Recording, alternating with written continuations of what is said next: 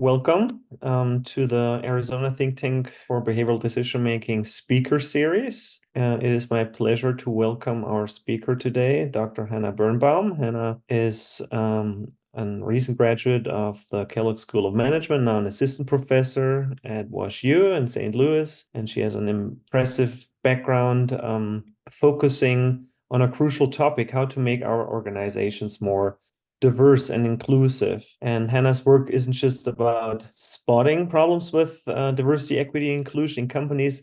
It's also about finding solutions, real solutions. With a BA from Wesleyan and a string of impactful publications, she's on the front line of research that really matters in this area. And her studies have given us insights like how personal experiences during COVID can drive people to advocate for equality, and also how embracing multiculturalism can actually close the racial achievement gap. So get ready for some enlightening ideas today on breaking barriers to allyship and some interesting practical strategies from Dr. Birnbaum to make our workplaces better for everyone. So let's give her a warm welcome. And Hannah, the floor is all yours. Thank you. Thank you so much for that kind introduction. And thank you all for having me. It's so wonderful to be here. And I was really excited to get the invitation to give a talk on this topic that I find so very important to such an interdisciplinary group. So thank you for having me. Before I dive in, just a quick note that I haven't given a Zoom talk for quite some time. I know we're not even far from COVID, but if you do have a question or a comment and I don't see it for whatever reason, please feel free to just unmute yourself and ask away, because I hope that this will be an interesting conversation and one that I can learn from you, not just you learn from me. So with that, I'd like to start this talk by bringing in someone who many of you probably know, the CEO and chairman of Microsoft, Satya Nadella. Now, here he is sitting with Harvey Mudd College president, Dr. Maria Klawe, at an event organized to celebrate women in computing. He is representing Microsoft, one of the largest employers of software engineers, trying to recruit women into this male-dominated space. Now, Dr. Klawe takes questions from the audience and brings forward one question. She says, "What's your advice for women who are uncomfortable asking for a raise?" Now, Nadella's answer was a bit surprising to people. He said, "It's not really about asking for a raise, but knowing and having faith that the system will give you the right raise. It's good karma. It will come back. Basically, just wait to get a raise." And this wasn't the best answer. Many critiques came forward saying that, he was being out of touch with the reality that men still make more money than women for doing similar work. Furthermore, he appeared to be kind of placing the burden on women to wait to just be recognized rather than advocating for themselves. And later on, after all this criticism came forward, he wrote a public apology, and he said, "I answered that question completely wrong. I believe that men and women should get equal pay for equal work. And when it comes to career advice, Klave's advice was right. If you think you deserve a raise, you should just ask." So if we look back, Satya Nadella was trying to be an ally. He came to this event to support women in computing. Yet his efforts at being an ally backfired. He did something that was actually a little bit harmful, and while he might have the social capital to recover from this, others might not have this form of capital and may question whether they themselves should engage in allyship in the future. And so in my research, I'm really interested in exploring first, what are the psychological barriers to allyship? Why don't people engage in allyship, even though we know it's important? And second, once we understand these psychological barriers, how might we be able to break them? So I'm first going to discuss a little bit of my background on this topic and talk about one specific paper in particular before moving on to the fun part, the data that I think everyone's the most excited to see, and then talking a little bit about discussion and future direction. So first, for the background, I think it's really important for us to have kind of a common definition of what I mean by allyship, because there's a multitude of definitions. Um, I define it as the practice of historically advantaged group members taking action to improve the circumstances of historically disadvantaged group members. And this is not to suggest that people who share similar status or identities don't take meaningful action. This would just be sort of a different term, something like solidarity, for example. What's important about allyship is that one group of people has a little bit more status and power and is really working to help another group that doesn't have that. Most Americans now recognize. Oh, sorry. Yes, please interrupt. So I just love this topic. I think it's super interesting, and you've obviously been thinking about it for a really long time. And it just occurs to me that I would love to hear a little bit more thoughts about that definition right there. I mean, you came at it after, working and working at it. Because I heard the pushback that like allyship is just basically activism, or allyship is just being pro-social. I mean, is it really just this imbalance of power that differentiates it from other forms of action, or it is the key thing in your definition is that imbalance? I'd love to just hear a little bit more about how you got to that. Yes, that is a great question. And I think this definition is still evolving. You could also consider like what is an allyship action and what is not. And perhaps depending on the recipient, there might be different perceptions of what actual allyship would be. Here, we're arguing that another important piece beyond this like status or power differential is that there's also sort of a intention to help improve other groups. And so I think a lot of times people might offer what's called dependent help, or help in a way that actually isn't with the aim of being actually helpful. And so part of our definition, at least that we have also in the paper, is that there needs to be some like positive intent as well. I do think that pro-social behavior in general doesn't have this sort of intergroup dynamic, which I think is actually important when we think about allyship. And then when it comes to action that is within your own group, I think there's also different psychological mechanisms as to why people might or might not help kind of their own group. So that's kind of where I land on that. But I'd love to kind of discuss it further, maybe towards the end of the talk too, if you have more thoughts that come up.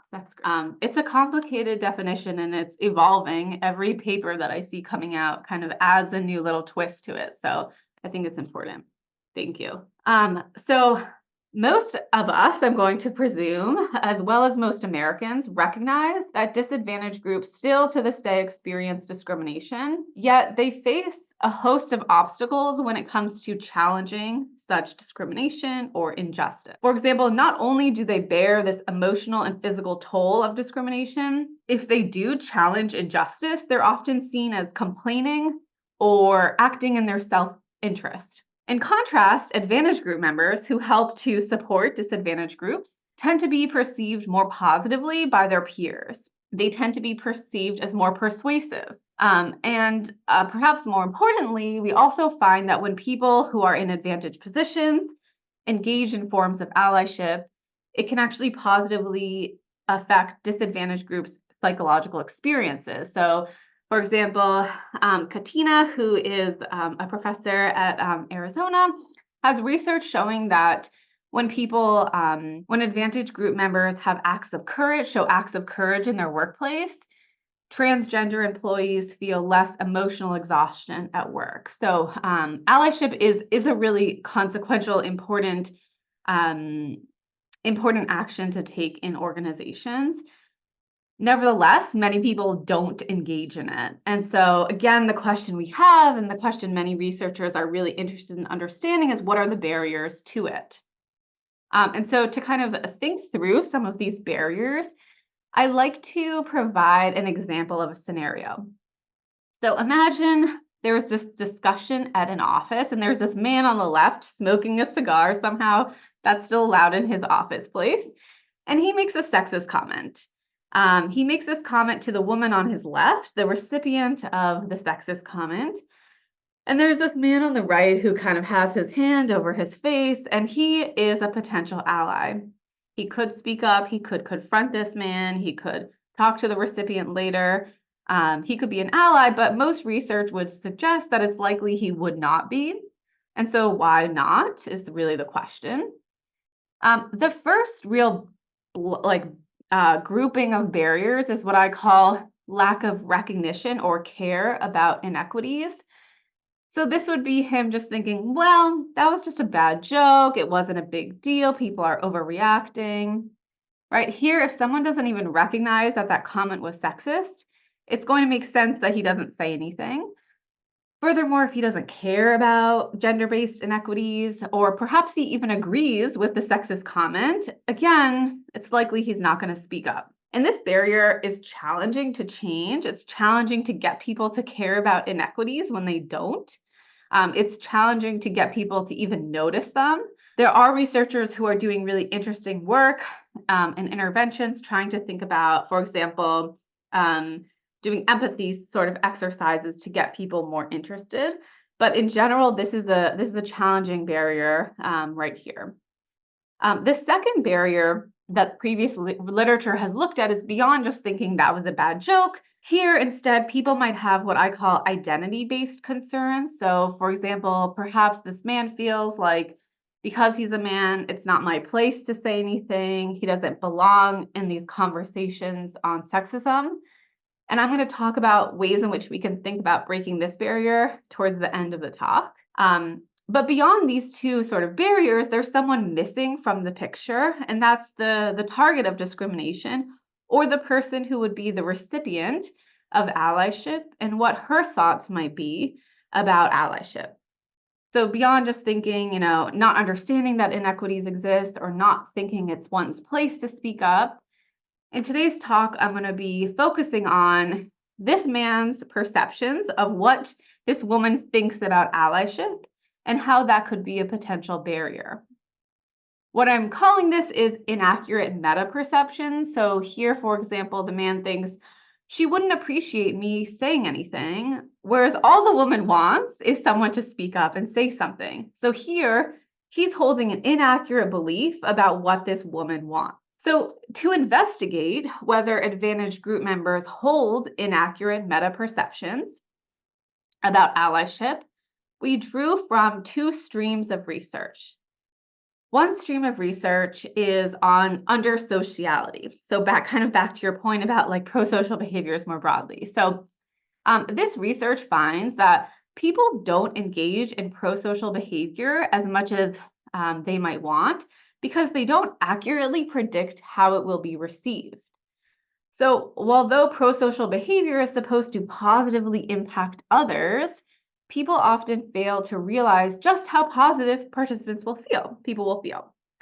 So, for example, people underestimate how much others appreciate being thanked, receiving compliments, or ascertaining constructive feedback.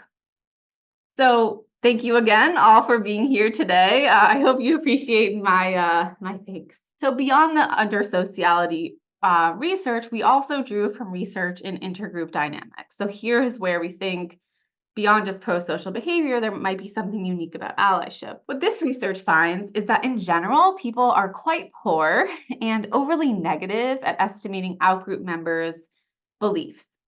And in particular, what happens is advantaged group members tend to expect that they will be perceived as more prejudiced or more closed-minded than disadvantaged groups actually feel. So considerable work shows that people believe outgroup members will evaluate the in-group more negatively than they actually do. And so based on these two streams of research, we hypothesized that advantaged group members are going to underestimate how much allyship would be appreciated. So to test this hypothesis, we ran a series of studies looking at allyship and meta-perceptions. 8 studies in total for this paper. The ones in black are the ones I'll present on today. I promise I won't share 8 studies in this short period of time. So what we did in studies 1A and 1B is we looked at one set of advantage and disadvantage groups, men and women. So we looked at whether men underestimate how much women appreciate allyship across a range of contexts. In study 2A, we turned to a different set of advantage and disadvantage groups, white people and Black people. We then moved away from these hypothetical scenarios that we had for the first 4 studies into actual allyship behavior and tested a mechanism, a potential reason why we found our effects. We then look at one consequence of these meta-perceptions, which is, why do we care about meta-perceptions? Because they predict the likelihood someone will engage in allyship. And then finally, we're going to test a way in which we might be able to break this meta-perception error. So first, in study 1A, again here the group is men being the advantage group and women being the disadvantage group. We recruited male and female identifying participants online, and we asked them to read about 3 different scenarios in which sexism occurred at school, at work, and at a restaurant. And we created these 3 different scenarios to vary the extent to which there are sort of clear norms that govern behavior. After each scenario, participants were presented with actions that a potential ally could take, and I'll give more detail on all of this in a moment. And then men were asked to rate how much they thought women would appreciate these actions, and then we surveyed women and asked them, how much do you appreciate these actions? So, as an example, this is the workplace scenario. Participants read, imagine there are 2 colleagues, a male and a female, who work together in an organization. The female colleague tells her male colleague that she feels she has experienced sexism in the organization. She mentions one person in particular, a male employee, who has made her feel uncomfortable by constantly interrupting her during important business discussions and asking her to do menial tasks like buying coffee for the other employees. So after reading this scenario and after reading the different scenarios, male participants were told to put themselves, in this case, in the role of a male colleague and rate how much they think their female colleague would appreciate them taking a variety of allyship actions. And then female participants were told to put themselves in the role of a female colleague and rate how much they would appreciate these various actions. Then participants were given 10 allyship actions per situation, and the order was randomized.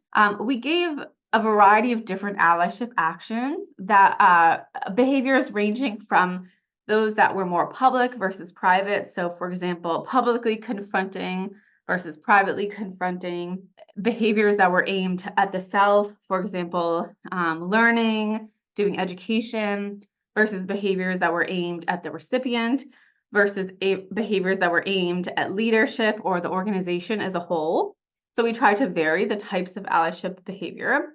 And I'm just going to give you a taste of what these looked like because there were a lot of them. One allyship behavior was using humor in an attempt to comfort the female colleague, asking the female colleague if he can do anything to help her, apologizing to the female colleague on behalf of the organization, voicing concern about sexism to organizational leaders, publicly confronting the person who made the female colleague feel uncomfortable. So for the results, we'll see aggregation because these items did correlate significantly with one another, but I'm happy to share a little bit. I'll talk a little bit more about the different items as well. So as a reminder, we asked men and women to read about 3 different scenarios in which sexism occurred at work, at school, and at a restaurant. And on the y-axis here, you'll see perceived or actual appreciation. What we find is that across these 3 different scenarios, men tended to underestimate how much women appreciated allyship. In other words, they thought that allyship would not be appreciated as much as women actually did appreciate it. And so in our next study, we wanted to conceptually replicate this effect by using a different set of advantage and disadvantage groups. Here, hopefully you were paying attention in the last study because there's basically the same methods in this one. Instead of recruiting women and men, we recruited white and Black participants, again, online. We had participants read about 3 different scenarios in which racism occurred. After each scenario, they were presented with potential actions an ally could take. White people, as the advantaged group, rated how much they thought Black people, in this case, the disadvantaged group, would appreciate allyship actions.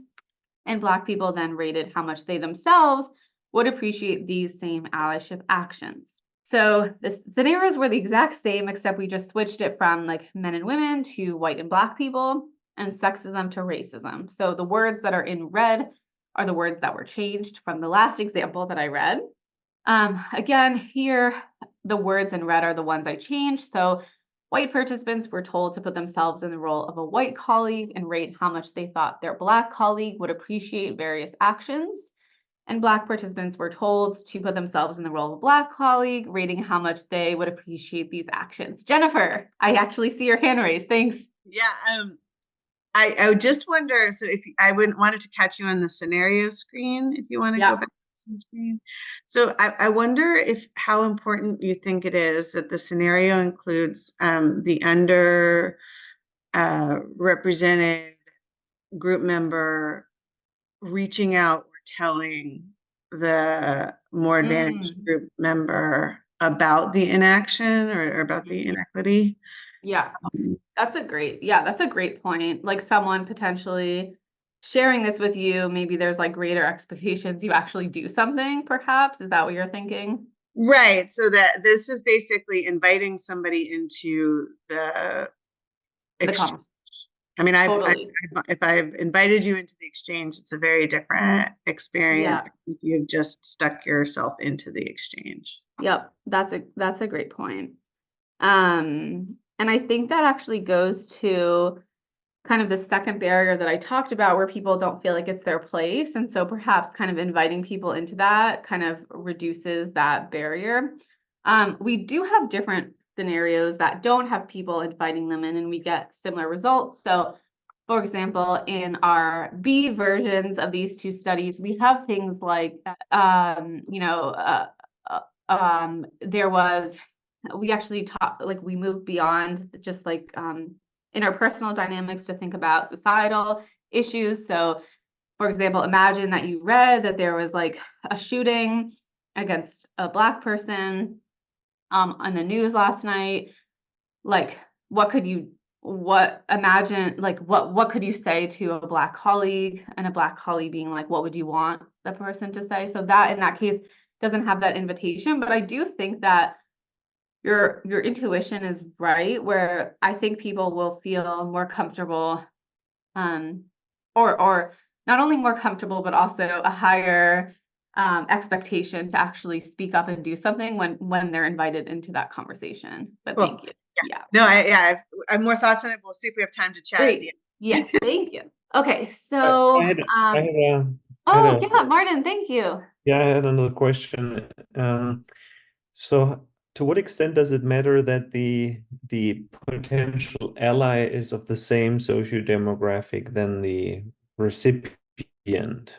So in this study, I believe the ally is of a different race than the recipient of the racism, right? Versus it's some of the early examples you had, it was the same demographic, correct? So what happens if you vary that? Right. So in one case, the ally is the same demographic. In the other case, it's a different demographic than the recipient. Yeah. It doesn't matter at all. And then it can become even more complicated, right? If the ally is the same on one dimension of a socio-demographic variable, it's the same race but a different gender. Then what happens, right? Yes. So we will talk about that intersectionality in a moment. So I'll punt that for a moment. But one thing that we did do, which sort of answers your question, not fully, in study 8, which I won't be sharing with you, we wanted to see like, is help support from an advantage versus a similarly disadvantaged group more or less appreciated. So for example, if you're a woman and you have a man advocating to leadership versus a woman advocating to leadership about, the sexism you experienced, what is the difference? And we actually find that they're similarly appreciated. So it's not like behaviors that come from allies are necessarily more appreciated than those that come from someone of the same group. Rather, it's that people appreciate that behavior more than advantage group members expect and think. Makes sense. Yeah. Thank you. Thank you for that question. Okay, so, same exact allyship actions here, not going to read them again. And as I've alluded to many times, we see again that Black people, the disadvantaged group, are appreciating allyship more than white people, the advantaged group, expect them to. So over these 4 studies, we find a consistent miscalibration of allyship across a range of scenarios. I only showed one, but I have them at the end if we want to look through them. We also looked at 2 different advantage and disadvantage groups, but kind of getting to your point of intersectionality, we wanted to understand who is the most miscalibrated. So for example, in the gender-based allyship studies, we could look at white men versus non-white men and see which of these groups would think that gender-based allyship is more or less appreciated. And interestingly, we find that white men think that gender-based allyship will be appreciated less than non-white men. And in the race-based allyship studies, we can look at white people and look at white men versus white women. And we find that white men, again, think that race-based allyship will be the least appreciated. So sort of this suggests that the relatively most advantaged groups might be the most miscalibrated, the most unable to sort of realize how appreciative allyship in general is. The other thing we can do and look at in these 4 studies is we can actually I was so curious, what is the most and least appreciated allyship behaviors? Practically, I just am curious, And so this is kind of across different scenarios, but what we find for women is that a man asking if they can help her or voicing concern to organizational leaders are seen as more appreciative, and using humor or apologizing on behalf of others are seen as less appreciated. Men are able to track this, right? They realize that using humor and apologizing isn't the best, but nevertheless, we see at least for the in this combination study, for the behaviors that are most appreciated, there's a larger miscalibration. And we find the same results for race-based allyship, which I think is fascinating. So Black people also say that having someone ask if they can help or what ways in which they can help and voicing concern to organizational leaders are seen as most appreciated, and the least are using humor. Here it appears that white people tend to be more inaccurate with the less appreciated behaviors, but again, they're able to sort of track what behaviors will be more or less relatively appreciated. So the most appreciated behaviors are voicing concerns to organizational leaders and asking if you could help. The least appreciated is using humor and apologizing on behalf of others. So there's a host of issues with using these hypothetical scenarios. So in our next study, we wanted to look at actual allyship behavior and also test one of our theorized mechanisms as to why people underestimate how much allyship is appreciated. So one hypothesis we had was that advantage group members might underestimate how much allyship is appreciated because of mismatched beliefs about authenticity. So in recent years, there's been a heightened discussion of performativity of allyship in the media. For example, after the murder of George Floyd, many Instagram users flocked to Twitter and Instagram and posted this black square. And many activists kind of critiqued this as a performative gesture, something that actually wasn't a real allyship action. And in addition to this growing media attention, research finds that disadvantaged groups are acutely aware when allyship is actually inauthentic. So advantage group members might internalize these perceptions and worry about being perceived as insincere. Liz Warren has this really interesting research looking at qualitative evidence that when you ask people why they don't engage in allyship, one of their responses is that they're nervous that it will be perceived as inauthentic or performative. So we hypothesize like this is potentially why people are expecting their behavior to not be appreciated. So as I said in this study, we moved away from online. We went to our lovely students, male and female identifying students. And what we did for this study is we asked men to take an allyship pledge and sign it with their participant ID number. We only included students in this sample who actually took the pledge. Luckily, there was only 4 students who declined. And then we actually gave the pledge to female students, and we're told male students took this pledge. They were just given a random participant ID number, so they couldn't tell who the person was. And men were asked to indicate how much they thought female students would appreciate him taking the allyship pledge and thinking that it's an authentic form of allyship. And then women actually rated how much they appreciated him taking this pledge and how authentic it was. So here's what the allyship pledge looked like. We actually took this from the university. The MBAs have actually a pledge that looks exactly like this. So it read, I pledge to be an ally for women. Oh, I see a chat. Does someone want to just, Gustavo had to leave. Okay. So it read, I pledge to be an ally for women, as seeking out opportunities to educate myself and make myself aware of my own biases, taking action to support women in the classroom and in everyday life, demonstrate allyship with my physical and emotional presence, and spreading allyship actions to those who need it. So sign participant ID.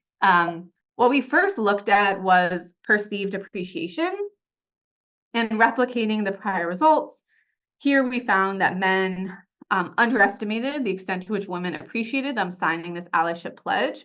And next, looking at authenticity, we also found that men underestimated how authentic taking the pledge would be to women. We find that this perception of authenticity is a significant mediator, meaning that men misconstrue the appreciation of allyship in part because they underestimate how authentic it will be received by women. So in this study, we again reveal a miscalibration, but here we're looking at actual allyship behavior. And we find that part of the reason why this might occur is because people underestimate how authentic their allyship will be seen. So in our next study, we wanted to look at like, why does this matter? Why do we care about meta perceptions? And we conducted a very simple correlational study where we recruited men, full-time employed, and we asked them questions about their perceptions of other people at their work's appreciation of allyship. So for example, to what extent do you think your female and racial minority colleagues would appreciate you being an ally at work? We also asked them then their willingness to engage in allyship. So to what extent would you be willing to do something like sign a petition to support racial and gender justice? Not only did we ask these questions, we also asked other kind of questions about allyship, in part to be a cover so that people wouldn't just know we're looking at these 2 questions together, but also because what we could do is we could control for other beliefs about allyship. So for example, we could control for political attitudes, political beliefs, as well as how effective they actually think their allyship would be. So regardless of their orientation, their political orientation, or the perceived efficacy of allyship, we find that the more people think allyship would be appreciated, the more likely they would do it, which makes a lot of sense, right? So here, the results reveal that perceived appreciation predicts allyship intentions. Thus, this miscalibration is a consequential barrier. Now, I don't like to leave any of my studies kind of with a sad note, with like a depressing, great, people are just miscalibrated. I always try to think about what are some solutions, what are something we can do to adjust these psychological beliefs. And so that's what we did in this next study. So we recruited white men, that group that was the most inaccurate in their perceptions. May I ask a question on the last study? So I get that the kind of this made up perception is essential to your model, right? Yeah. To think Allyship. or anticipate what the other person may think. But have you also measured whether people actually think the allyship would be important for them personally, or why is it necessary to have that additional step to kind of think what the other person may appreciate, as opposed to just asking people, do you think it's important? Yes. So we do have, so I think we sort of get at this with efficacy a little bit. So like if you think, perhaps not quite, it is a good point. Like we could ask people, like, to what extent do you personally think allyship is important, and then measure the likelihood of that, like predicting engagement. I think Right. that prior work would suggest that the more you think a behavior is important, the more likely you are to do that. And so I think that people who think that behavior is important will be more likely to be an ally. But I think what we're trying to show here is it's not enough for you just to think it's important. If you don't think it's appreciated, you might still not do it. So, for example, I might think it's really important to kind of sign a petition, but if I don't think the group that I'm signing on behalf of would like that or would appreciate me doing that, then I might not do it. And so I think that's kind of the piece that we're trying to get at here. Okay, makes sense. Yeah, thank you. That was a great question. Okay, so let's work on breaking this barrier. So yes, we recruited white men, and we first asked them about their baseline allyship intention. So like, to what extent are you likely to, at your work, volunteer time to support women and racial minorities? And then they were assigned to two conditions. One was what's called the appreciation condition. Oh, look, I'm doing a okay, the appreciation condition or control condition. And in the control condition, nothing happened. They didn't read anything. They just went on to the next set of questions. And then they were asked about their appreciation, their allyship intentions again, excuse me. So here's what the appreciation condition looked like. We took actual clips from LinkedIn and Twitter or X on people basically providing their appreciation. So, for example, one person wrote, "The white allies that haven't given up, you are appreciated." Another person wrote, "On this International Women's Day, I want to say thank you to all my male allies." So we wanted to see whether this appreciation condition would increase people's intention to engage in allyship. So the first result, unsurprising, if you ask people about their allyship intentions once and then you ask it again, people don't shift in their intentions. But what we do find is that the when you give people appreciation, when you tell people that it will be appreciated, people are more likely to intend to engage in allyship. So highlighting appreciation at least has the potential to increase allyship intentions. So moving on to the discussion, I think an important point, the Me Too movement, Black Lives Matter movement, systemic inequities that have been laid bare by the COVID-19 pandemic have forced many of us to realize that in order to promote diversity, equity, inclusion, we need to act as allies.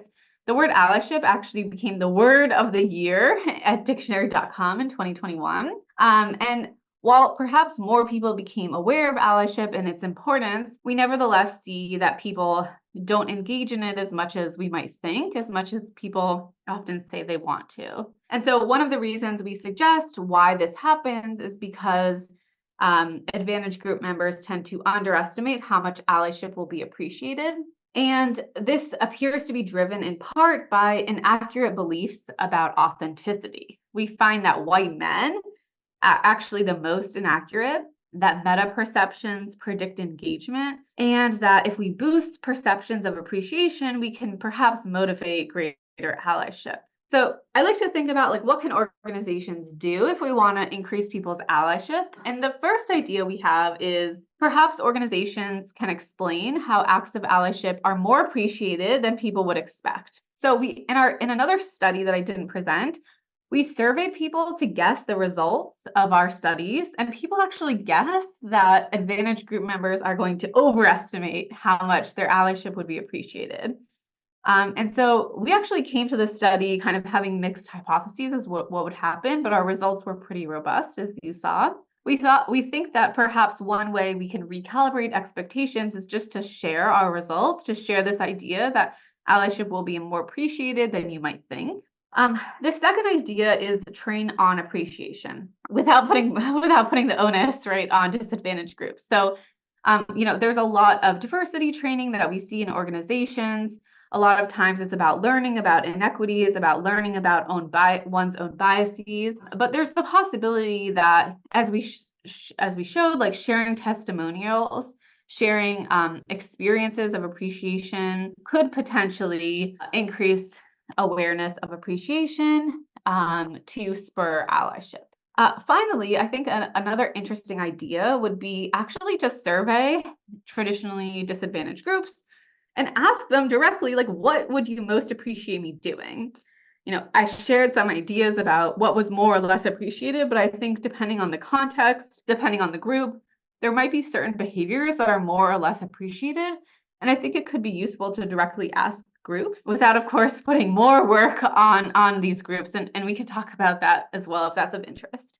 In my future and ongoing work, I'm really interested in thinking about what happens when allyship is seen as inauthentic. Like, if allyship is seen, as we know, is easily detected by disadvantaged groups as inauthentic, like, how does that shape its appreciation?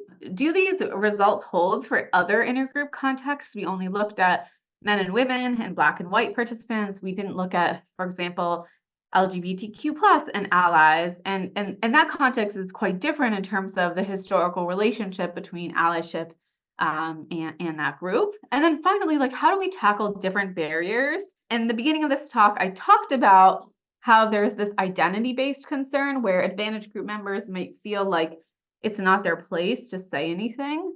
And in some of my other research, I find that part of the reason why people feel this way is because traditional diversity messaging tends to focus only on like underrepresented groups and doesn't mention allies or allyship, which makes a lot of sense, right?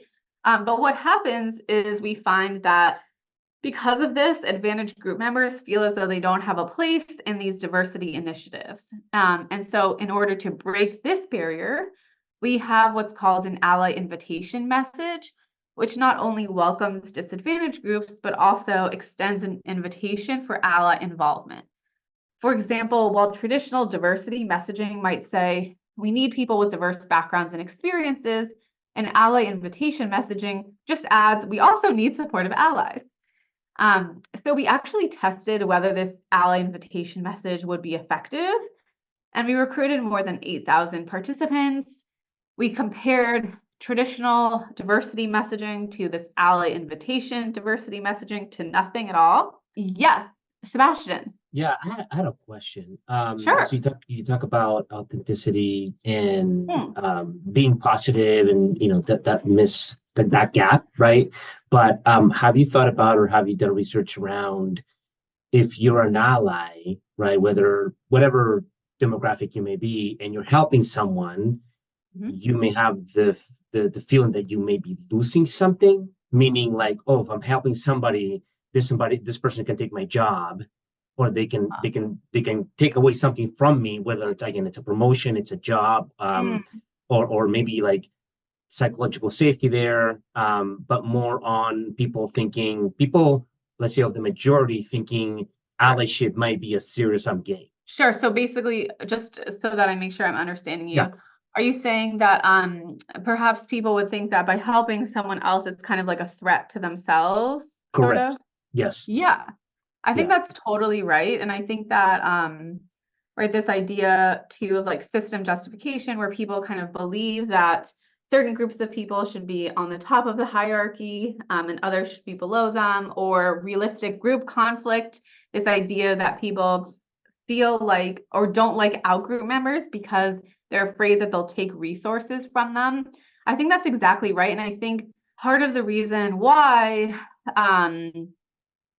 people, especially advantaged group members, don't want to engage in these initiatives is because they feel like perhaps then the company will only recruit kind of like racial and ethnic minorities or women or something, and I won't be able to do that. And I think those groups of people, it's kind of like my barrier number one.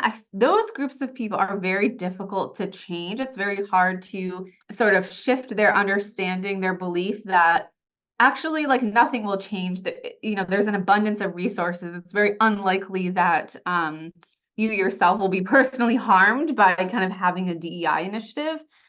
In these studies, we're more thinking about people who sort of believe that DEI is important, but just kind of don't really know their place, don't really know what actions they should take. And I think the group of people you're talking about, different sort of kind of mechanisms might be needed to sort of change their attitude. Yeah. Thank you. Appreciate that. Thank you. It's a great point. Jennifer. Sorry, do you want to finish the study before I ask my Oh, question? sure. I'll finish it really quickly and then I'll go on. Okay. So we modified very little of the language and the results just quickly. We find that this invitation increased white people's interest in working in an organization with DEI and anticipated involvement in DEI initiatives. And, we've now invited people into these DEI initiatives, but really it's important to understand, well, how does that affect racial and ethnic minorities, right? The group we actually care about helping. And really, perhaps most excitingly, we find that this allyship invitation message is perceived just as positively as traditional DEI messaging, suggesting that it's not as though this message is just only good for white people, right? That it actually is positive as well for racial and ethnic minorities. Yes, Jennifer, go ahead, because I'm going to go to implications next. Yeah, I mean, I think it's very related to that last point. I guess, my prior to this conversation, a priori, I would have thought, and I think you do a beautiful job addressing it with the authenticity discussion, but this fear of getting it wrong, and the fear of not just inauthentic but offensiveness, to me feel so. And I mean, your data is your data, and I think it's amazing that we have the data, and so maybe it's just a miscalibration by society, but I mean, society has an awful lot to say about performative allyship. Yeah, it has an awfully harsh judgment about performative allyship, to the point where, I mean, I think you're doing a really gentle and beautiful job of sort of trying to unpack that for society, but it feels like, if I was to think about, why do people good, like you're saying, good people who want to do this better, not do more, it's almost like an even harsher version of what you're saying, or an even harder version of what you're saying, which is not, I don't think that it's going to be appreciated, but I think I'm going to get punished. Yeah. And I'm going to not only get punished, but I'm going to get canceled, or I'm, if I use it wrong, or if I do it wrong, if I don't say it exactly right, it's going to become offensive rather than allyship. And so isn't it safer just not to act? I love this idea. Thank you. I think I totally agree with you. I think that, and I have two sort of ideas and comments.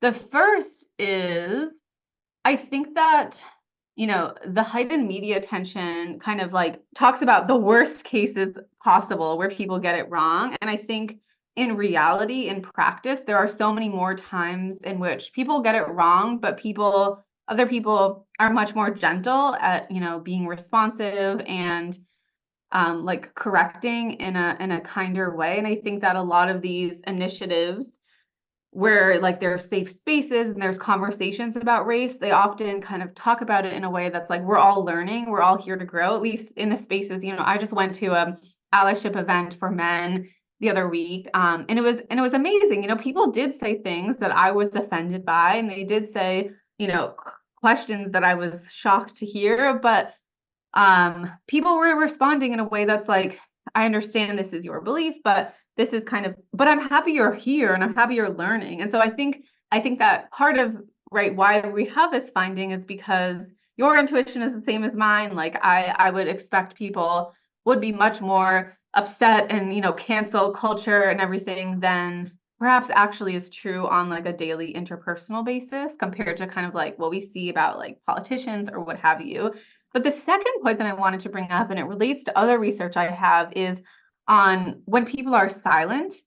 And one of the things that we find, like, a silent on an injustice. So something happens in the world and your manager doesn't say anything. And I think people expect this to be the safer option, the idea that, like, just being quiet is going to be better than saying something and getting it wrong. And what we actually find is that people are acutely aware when people are selectively silent, is what we say. So if you've talked about a lot of other issues in the past and then now you're just silent, people kind of intuit that you don't care about it more than if you basically are consistently silent. So point being is, I think that silence is a strategy, and I'm actually interested in thinking about, like, how effective do people think silence is as a strategy, but I don't think it's as perfect as a strategy as we might think. I think that sometimes speaking up, even if there are some risks, there can be equally or more risks of staying silent. So food for thought. Well, I think relatedly, what I was thinking was, how is this all related to courage? And have we lost society courage a little bit, right? So courage is the willingness to face a certain fear or pain or danger of intimidation, right? So I wondered, is courage actually a component of allyship? As like standing up for what's right or defending others can require some personal risks, right? And also social pushback. So I Right. wondered if that is part of the equation in a way.